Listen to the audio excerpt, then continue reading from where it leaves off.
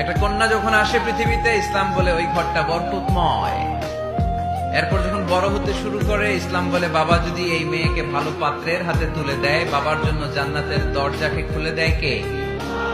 তারপর সে যখন কারো বধূ হয়ে কারো ঘরে যায়, ইসলাম বলে খয়রুকুম খয়রুকুম লি আহলিহি, তোমাদের মধ্যে ওই ব্যক্তি আল্লাহর কাছে সেরা যে তার স্ত্রীর কাছে সেরা। কার কাছে সেরা? আপনি আল্লাহর কাছে পছন্দনীয় হতে হলে আগে আপনার স্ত্রীর কাছে পছন্দনীয় হতে হবে। আপনার স্ত্রী যদি আপনার A+ দেয়, আপনি আল্লাহর কাছেও, কথা বুঝে নাই বোধহয়।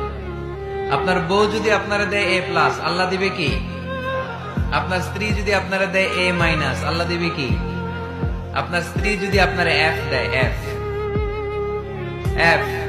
ওই যে ফেল, তো আল্লাহ কি দিবে? আজকে যে ভাবিরে ধরবেন, কি দিবা? কও, কি দিবা? হ্যাঁ, ওই যে বিয়া করে নাই কো A+। স্ত্রীদের সাথে বিষ্ণু ইসলাম অনেক খুনসুটি করতেন, অনেক ভালোবাসতেন স্ত্রীদেরকে। আম্মাজান খাদিজাতুল কুবরা আত-তাহেরা রাদিয়াল্লাহু তাআলা আনহাকে বিষ্ণু ইসলাম এত ভালোবাসতেন, তিনি বলতেন রুজিকতু হুব্বাহা, আমি খাদিজার ভালোবাসাকে আল্লাহর পক্ষ থেকে রিজিক হিসেবে পেয়েছি।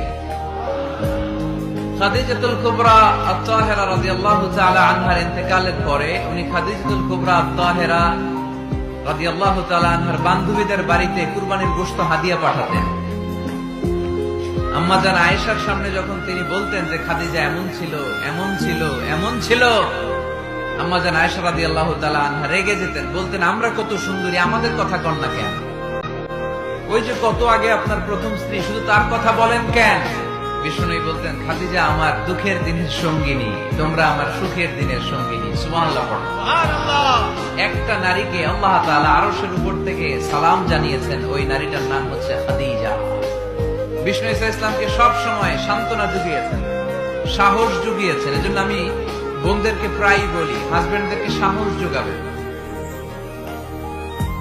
স্বয়ং আল্লাহ তাআলা সাইয়েদনা জিবরাইল মারফত জানিয়ে দিলেন, ও নবী বাশশিরু খাদিজাতা বাইতান ফিল জান্নাহ, আপনি আপনার স্ত্রী খাদিজাকে এমন একটা জান্নাতের ঘরের সুসংবাদ দেন যেটা মণি, মুক্তা, ডায়মন্ড, সাফায়ার স্টোন দিয়ে তৈরি, যে জান্নাতের ভেতরে কোনো আওয়াজ নাই, নয়েজ নাই, চিৎকার নাই, হই হুল্লোড় নাই। সুবহানাল্লাহ পড়েন।